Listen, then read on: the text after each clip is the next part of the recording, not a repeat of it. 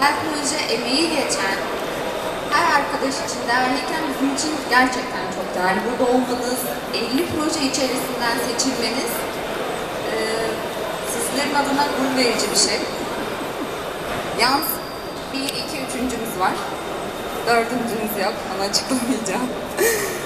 O yüzden ben aslında 3'üncülük ödülünü vermek üzere sözü uzatmadan sponsorumuz Yurdam Hanım'ı kürsüye davet edeyim.